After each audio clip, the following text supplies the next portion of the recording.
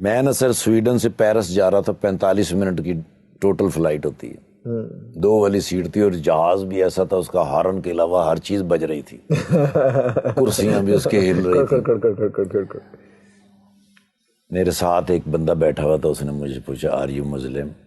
میں کہا الحمدللہ، کہنا آئی ایم کرسچن۔ اس نے ایک سوال کیا، میں نے کہا یار سوری، میں پتہ کیا 45 منٹ میں اتنی لمبی نہیں بات ہو سکتی۔ مجھے کہنے لگا اچھا، میں نے کہا ایک سوال آپ کر لو، ایک میں کر لیتا ہوں۔ مجھے کہنے لگا your turn is first. Okay. میں نے کہا حضرت مریم علیہ السلام، حضرت مریم پاک بی بی، تیرا اور میرا اس کے ساتھ کیا رشتہ ہے؟ کہنے لگا ہم دونوں اس کے بیٹے ہیں، وہ ہماری ماں ہے۔ میں نے کہا ہم دونوں بھائی ہوئے؟ کہنے لگا یس۔ اور میں نے کہا جو میری اور تیری پاک ماں مریم کے اوپر الزام لگاتا ہے وہ دوست ہے، اور جو تیری اور میری پاک ماں کی پاکیزگی کی قسمیں کھاتا ہے، گواہی دیتا ہے، وہ دشمن ہے۔ دونوں خاموش ہو گئے۔ میں کہا اٹس یور ٹرن ناؤ۔ تو کی بچے ہونا دے کل کہنا میں نے کہا give me your telephone number, I will call you later۔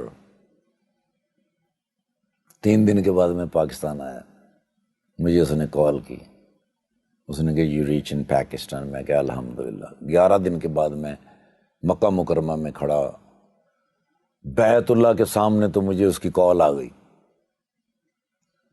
کہنا mister Iftikhar this is Daniel, where are you؟ میں کہا I'm in front of بیت اللہ، you know بیت اللہ؟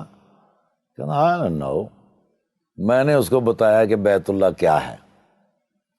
میں نے کہا یہ وہ جگہ ہے جہاں پر ہر وہ دعا قبول ہو جاتی ہے جس کو نیت اور شوق سے مانگا جائے۔ اللہ اکبر۔ تو کہنے لگا کیا دعا مانگی؟ میں کہا یہ کہ میں اور میرا بھائی دونوں بھی کبھی یہاں کھڑے ہوں۔ او تہاڈی خیر، فساد تبران۔ اس کا فون کٹ ہو گیا۔ اللہ، اس کا میسج آیا کہ می مسٹر نذیر نمبر۔ میں نے ان کو ذکر کیا تھا، میں نے کہا سویڈن آیا تھا نذیر بھائی جان کے پاس، تو اس نے کہا give me your Nazir number. میں نے نذیر صاحب کا نمبر بھیجا، اور ساتھ میں نے نذیر صاحب کو کال کی۔ میں نے کہا ڈینیل کی کال آئے گی، خیال رکھنا، میرا بھائی ہے۔ ایک دن مکہ مکرمہ میں رہا، اگلے دن پرائیویٹ ٹیکسی سے جنالا میں جا رہا ہوں، تو مجھے ڈرائیور نے کہا کہ حدود حرم مدینہ منورہ کی حدود میں داخل ہونے لگے ہیں، حضور سے اجازت بھی لے لیجئے اور درود شریف پیش کر دیجیے۔ بڑا مشکل کام ہے، بڑا مشکل کام ہے۔ وہاں حضور سے اجازت لی، مانگی، درود شریف پڑھا۔ حدود کے اندر میں انٹر ہوا ہوں تو سر میرے موبائل کے اوپر بلنک ہوا mister Iftikhar Thakur, I was Daniel, now I am Muhammad Umar, اللہ اکبر، اینڈ یو آر ان بیت اللہ، پلیز پرے فار می۔ میں نے فوراً نذیر بھائی کو کال کی، میں نے نذیر بھائی، اس نے کہا ساری رات میرے پاس رہا ہے۔ میں نے کہا میرے مالک محمد رسول اللہ صلی اللہ علیہ وآلہ وسلم کے صدقے اتنے تحفے مجھے دیے زندگی میں، اس سے بڑا تحفہ کیا ہو سکتا ہے کہ ابھی تو میں حدود میں داخل ہوا تو تحفے آنے شروع ہوئے ہیں۔ مدینہ سے پرسکون جگہ کوئی نہیں ہے دنیا میں۔ 3 4 مہینے کے بعد جب میں وہاں گیا سویڈن، میں نے جا کے محمد عمر سے ملاقات کی، انہوں نے کہا گھر سے مجھے نکال دیا۔ کوئی نہیں خیر، میں نے ابھی یہ چھوٹا سا سٹور ڈالا ہے، اسی سٹور کے اوپر رہتا ہوں، اسی پہ رہتا ہوں، وہیں پہ کام شام۔ یس۔ 1 سال کے بعد وہ پاکستان آیا میرے پاس، تو ہماری ایک سٹار تھیں یہاں کی، بہت اچھی سٹار، سنگر بھی تھیں اور اداکارہ بھی بہت کمال تھی۔ میں نے ان سے ایک دفعہ پوچھا، میں نے کہا شادی کیوں نہیں کرتی؟ انہوں نے کہا میری ماں ہے، ماں کا خیال کون رکھے گا؟ میں کہا ماں جب دنیا سے چلی جائے گی، جانا تو ہے ہی، تمہارا خیال کون رکھے گا؟ ان سے میری ملاقات ہوئی تو انہوں نے کہا امی بہت بیمار ہیں۔ میں نے کہا امی تو بیمار ہیں ہی ہیں، میں نے جو بات کی تھی اس کے بارے میں کیا سوچا؟ انہوں نے کہا دیکھیں بڑا مشکل ہوتا ہے کسی شوبز کی لڑکی کا کسی کے ساتھ نکاح کر لینا اور اس کے بعد تانے سہنا ساری زندگی. میں نے کہا پھر بتاؤ کیا کرنا ہے, ہونا تو یہ چاہیے.